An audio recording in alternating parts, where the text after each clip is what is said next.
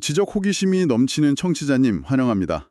매일 쏟아지는 수많은 정보의 홍수 속에서 그 가장 핵심적이고 흥미로운 지식의 조각들만 쏙쏙 골라내어 전달해 드리는 시간이죠. 오직 당신만을 위한 맞춤형 심층 탐구 시간에 오신 것을 환영합니다. 네, 반갑습니다, 청취자님. 오늘 저희가 다룰 자료가 상당히 뜨거운 주제더라고요. 맞습니다. 아마 많은 분들이 밤잠을 설치며 응원하셨을 텐데요. 각종 화제와 논란의 중심에 섰던 트로트 서바이벌 프로그램 현역가왕에 대한 이야기입니다. 저희가 유튜브 채널 뽕뉴스에서 분석한 최신 경연 결과와 막 그 이면에 얽힌 이야기들을 텍스트 대본으로 받아보았습니다. 네, 아주 흥미로운 텍스트였죠. 자, 그럼 이 부분을 한번 파헤쳐 볼까요? 오늘 우리의 미션은 아주 명확합니다. 단순히 누가 노래를 더 잘 불렀다, 누가 1등을 했다, 이런 1차원적인 결과 요약이 절대 아닙니다. 그렇죠. 단순 요약이라면 이 심층 탐구 시간에 다룰 이유가 없겠죠. 그러니까요. 이 오디션 프로그램이라는 무대 위에서 대중, 제작진, 그리고 심사위원이 어떻게 서로 얽히고 설켜 거대한 체스 게임을 벌이고 있는지 그 리얼리티 TV의 숨겨진 역학을 제대로 분석해보는 겁니다. 좋습니다. 근데 본격적인 이야기에 들어가기 전에 이 부분은 꼭 명확히 짚고 넘어가야 할 것 같아요. 어떤 부분이죠? 오늘 저희가 나누는 모든 대화와 분석은 전적으로 제공해 주신 그 뽕뉴스 채널의 영상 대본에 기반하고 있다는 점입니다. 네. 매우 중요하죠. 저나 진행자 모두 이 자료에 제기된 제작진을 향한 의혹이나 혹은 특정 참가자에 대한 호불호에 대해 어떠한 개인적인 입장도 취하지 않습니다. 철저히 분석가의 시선으로 이 원본 텍스트가 제시하는 현상을 해부하고 미디어를 바라보는 객관적인 인사이트를 도출하는 데만 집중하겠습니다. 탐험을 떠나는 거니까요. 자, 그럼 첫 번째 질문부터 바로 던져보겠습니다. 과연 이 리얼리티 쇼의 통제권은 누구에게 있는 걸까요? 표면적으로 보면 당연히 시청자, 즉 팬덤인 것 같아 보이죠. 맞아요. 제공해주신 자료를 파고들다 보니 그 8주차 대국민 응원 투표 순위표가 그야말로 요동을 치더라고요. 부동의 1위인 홍지윤 가수는 마치 철옹성처럼 자리를 지키고 있는데 그 아래 순위들의 움직임이 아주 심상치 않습니다. 네, 순위 변동이 꽤 컸죠. 초반에 1등을 달리던 강혜연 가수가 다시 탑3 안으로 진입을 했고요. 반면에 2위를 굳건히 지키던 이수연 가수는 4위로 떨어졌어요. 그리고 눈여겨볼 만한 변화가 또 하나 있었잖아요. 네, 여기서 정말 흥미로운 건 10대 가수 빈예서 양이 3위에서 2위로 치고 올라왔다는 점입니다. 반면 한때 상위권이던 홍자, 금잔디 가수는 7위권 밖으로 밀려났고요. 단순히 그 주에 노래를 좀 잘 부르고 못 부르고의 차이로 보기에는 변동폭이 너무 큰 것 아닌가요? 여기서 흥미로운 부분은 대중이 진화했다는 겁니다. 과거 오디션 프로그램 초창기만 해도 그 시청자들은 안방에서 무대를 감상하다가 감동을 받으면 문제를 보내는 수동적인 관객에 가까웠거든요. 그렇죠. 노래 듣고 눈물 한 방울 흘리면서 번호 꾹꾹 누르는 그런 감성적인 투표였죠. 하지만 지금의 거대 팬덤은 다릅니다. 이들은 치밀하게 계산하고 움직이는 하나의 거대한 선거 캠프처럼 작동합니다. 분석 자료에서도 빈예서 가수의 팬덤이 보여주는 아주 전략적인 움직임에 주목하고 있죠. 선거 캠프요? 투표라는 게 보통 무대가 좋으면 당장 표를 던지기 마련인데 팬덤 단위에서는 뭔가 다른 계산이 돌아가고 있다는 뜻인가요? 맞습니다. 이 팬덤들은 오디션 프로그램의 룰을 완벽하게 파악하고 있는 거죠. 룰의 허점이나 시스템을 이해하고 있다는 거군요. 네, 준결승전부터 대국민 투표 점수가 합산되는 시스템이라면 그 이전의 투표는 사실상 기선제압용에 불과할 수 있습니다. 그래서 다가올 가장 중요한 결승전에 모든 투표 파워, 흔히 말하는 화력을 집중시키기 위해 페이스를 조절하는 현상이 나타나는 겁니다. 와, 화력 조절이라니. 그럼 8주차에 접어들며 빈예서 가수가 2위로 치고 올라온 것도 단순히 그 주의 무대를 엄청나게 잘해서가 아닐 수 있겠네요. 결정적인 순간에 표를 쏟아붓겠다는 팬덤의 전술적 움직임이 서서히 가시화된 결과라는 해석이 지배적인 거죠. 그러니까 팬덤 내부에서 커뮤니티나 SNS를 통해 막 지금은 표를 아끼자, 이번 주부터 총공격이다 하면서 전략을 짠다는 거군요.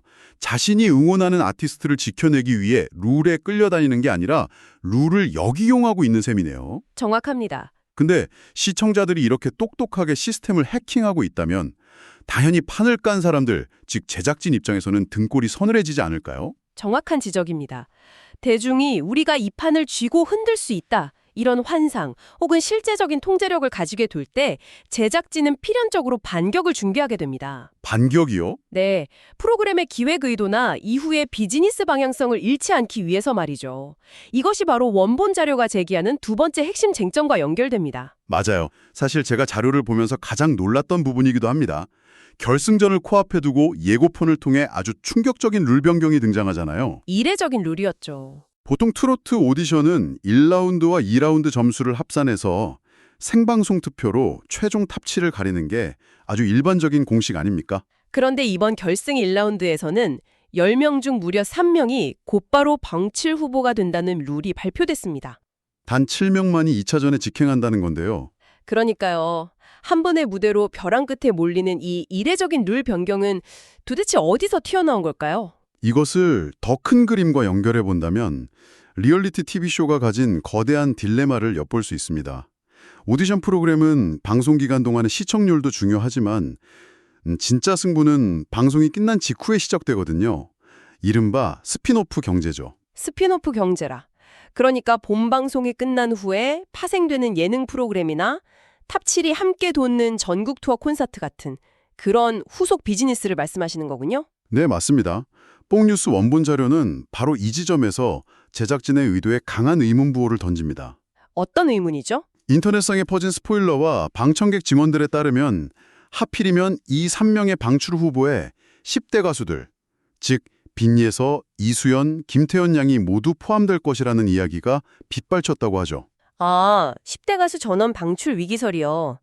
투표 순위만 놓고 보면 하위권에 머물고 있는 성인 가수들이 방출 후보가 되는 게 자연스러운데 말이죠. 그렇죠. 프로그램 내내 화제의 중심이었던 10대들이 전원 탈락 위기에 처한다는 주장이 나온 겁니다. 근데 생각해보면 좀 이상하긴 해요. 10대 특유의 폭발적인 에너지와 그들이 만들어내는 화제성이 초중반 시청률을 견인하는 1등 공신이었을 텐데요. 시청률 효자들을 굳이 결승전에서 방출 위기로 몰아넣을 이유가 있을까요? 그게 바로 방금 말씀드린 단기적 시청률과 장기적 비즈니스의 충돌입니다.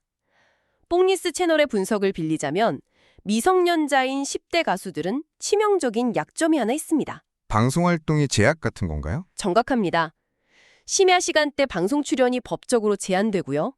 또 장기간 이어지는 전국 투어 콘서트나 각종 스핀오프 예능 프로그램에서 성인 가수들과 어우러져 다양한 포맷을 소화하기가 현실적으로 굉장히 까다롭습니다. 아, 듣고 보니 그러네요.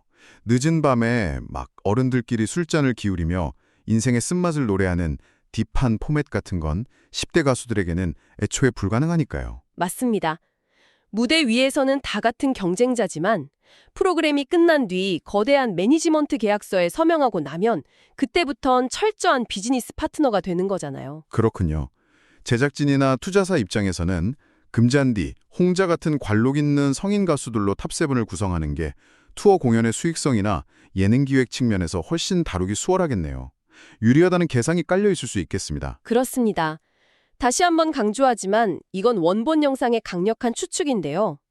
시청률은 10대 가수들의 화제성으로 준결승까지 충분히 뽑아냈으니 이제 최종 탑7이라는 상품을 구성할 때는 철저히 후속 비즈니스에 적합한 인물들로 물갈이를 하려는 의도가 아니냐는 거죠. 와, 그렇게 연결이 되네요. 네.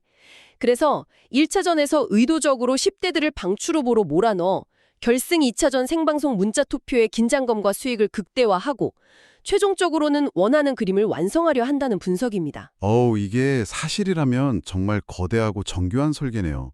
청취자는 우리가 단순히 리모컨을 쥐고 응원하는 동안 무대 뒤에서는 이런 수십억 원짜리 장기 비즈니스 시뮬레이션이 돌아가고 있다는 뜻이잖아요. 굉장히 차가운 비즈니스의 세계죠. 그런데요, 제작진이 룰을 바꾼다고 해서 모든 게 마음대로 될까요? 결국 무대 위에서 참가자들에게 점수를 주고 코멘트를 던지는 건 심사위원, 즉 마스터들의 몫이잖아요. 여기서 자연스럽게 이 자료가 던지는 세 번째 화두로 넘어가게 됩니다. 네, 바로 마스터들의 멘트가 어떻게 조종장치로 쓰이는가 하는 점이죠. 대중의 시선과 마스터들의 평가가 완전히 엇갈리는 현상. 전 이 부분도 텍스트를 읽으면서 굉장히 소름 돋더라고요. 이 지점에서 아주 중요한 의문이 하나 생깁니다. 전문가 그룹인 심사위원단과 대중을 대변하는 시청자 채팅, 그리고 국민판정단 사이의 평가 기준은 왜 이렇게까지 극명하게 어긋나는 걸까요? 글쎄요, 단순히 음악을 듣는 귀가 달라서일까요? 단순한 음악적 취향의 차이라고 보기엔 묘한 구석들이 너무 많습니다. 맞아요. 자료에 등장하는 구체적인 예시들을 보면 고개가 갸우뚱해집니다. 10명 남짓한 가수들의 이름이 쭉 언급되는데 그중에서 가장 대비되는 2명의 사례를 깊게 파보죠.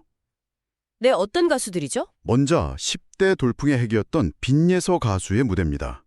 마스터단은 정말 가혹할 정도로 혹평을 쏟아냅니다. 자진 기교 등 예전에 좋지 않은 습관으로 다시 돌아갔다. 무대에서 간절함이 보이지 않는다. 어린 참가자에게는 상처가 될 수 있는 아주 날카로운 지적이죠. 결국 이 10대 소녀는 참담한 표정으로 무대 위에서 오열하고 맙니다. 그런데 반대로 성인 참가자인 홍자 가수의 무대는 어땠나요? 서른도 마스터가 홍자가 할 수 있는 최고의 실력을 토해낸 무대였다며 엄청난 극찬을 아끼지 않았습니다. 극찬이었죠. 그런데 대중의 반응이 어땠는지 구체적으로 나와 있습니까? 네, 자료를 보면 아주 노골적입니다. 실시간 시청자 채팅창의 반응은 그야말로 싸늘한 얼음장이었어요. 사골곰탕이다, 우릴 대로 우렸다, 심지어 목소리가 갈라진다, 스스로 내려갔어야 했다는 등 냉혹한 비판이 줄을 이었죠. 평가가 완전히 극과 극이네요. 그런데 여기서 진짜 아이러니한 건 심사위원의 그 엄청난 극찬을 받은 홍자 가수의 실제 마스터 점수가 298점, 그러니까 300점에도 못 미치는 굉장히 낮은 점수였다는 거예요. 칭찬은 엄청나게 해놓고 점수는 짜게 주었다는 거군요. 반대로 대중들에게 무대를 찢어놨다, 재발견이다라는 찬사를 받은 구수경 가수는 서주경 마스터로부터 목소리 관리를 당부받을 정도로 열창을 인정받았음에도 335점이라는 상대적으로 애매한 점수에 그쳤습니다. 홈이 돕네요. 말과 숫자가 따로 놀고 심사위원의 눈과 대중의 눈이 완전히 반대를 향하고 있어요. 전문가님, 이건 대체 어떻게 해석해야 합니까? 방금 말씀하신 그 엇갈림, 극찬과 낮은 점수의 부조화, 그리고 혹평과 눈물, 이 모든 것이 오디션 프로그램 내에서 고도의 서사적 장치로 작동하고 있다고 분석해 볼 수 있습니다. 서사적 장치요. 네. 오디션 프로그램에서 심사위원의 멘트는 단순한 음악적 감상평이 아닙니다.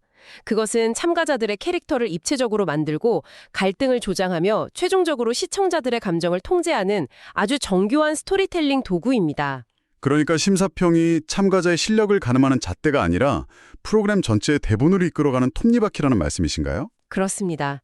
빈예서 가수의 사례를 볼까요? 어린 참가자를 향한 가혹한 혹평, 그리고 이어지는 눈물.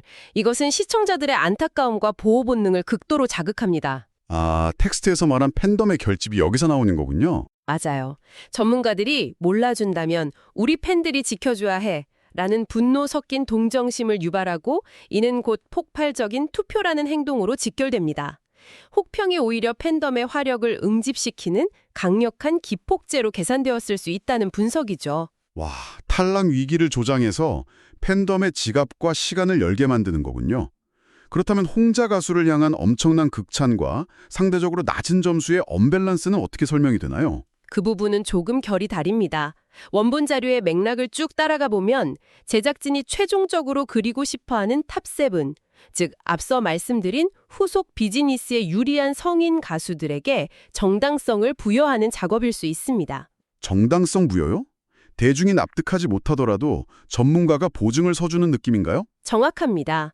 시청자들의 여론이 좋지 않더라도 전문가인 마스터가 최고의 무대였다고 건의를 실어주면 그 가수가 다음 라운드에 진출하거나 최종 멤버가 되었을 때 방어막이 되어주거든요. 아, 그런데 점수를 298점밖에 안 줬잖아요. 그게 바로 고도의 줄타기입니다. 칭찬을 하면서 점수까지 너무 높게 주어 당장 순위표 최상단에 올려놓으면 대중의 더 큰 반발을 살 수 있으니까요. 그래서 점수는 298점이라는 다소 낮은 수치로 타협을 본 것이 아닐까 의심해 볼 수 있죠. 명분은 챙겨주되 당장의 순위 논란은 피하는 셈입니다. 와, 머리가 다 띵하네요. 극찬으로 명분을 주고 낮은 점수로 여론의 화살을 피한다. 그리고 혹평으로 팬덤의 결집을 유도한다. 이 뽕뉴스 채널의 분석대로라면 무대 위의 심사위원은 단순히 노래를 듣고 점수를 매기는 사람이 아니네요. 네, 대중의 심리를 쥐락펴락하며 서사를 지휘하는 마이에스트로에 가깝죠. 자료에 언급된 다른 가수들 사례도 다 맞아떨어져요. 이수영 가수가 압도적인 극찬 속에 1위를 차지하거나 김태현 가수가 내공을 인정받으며 320점 고득점을 받은 것도 그렇고요.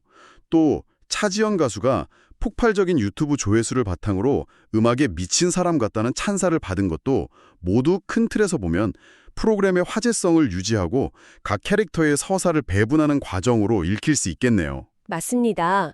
그래서 우리는 오디션 프로그램을 볼 때 단순히 스피커에서 흘러나오는 노래에 고음이 얼마나 깨끗하게 올라가는지만 들어서는 안 됩니다. 화면 하단에 흘러가는 자막, 심사위원의 찡그린 미간, 교차 편집되는 참가자의 눈물, 이 모든 요소들이 어떤 목적을 향해 설계된 미장센인지 읽어내야 합니다.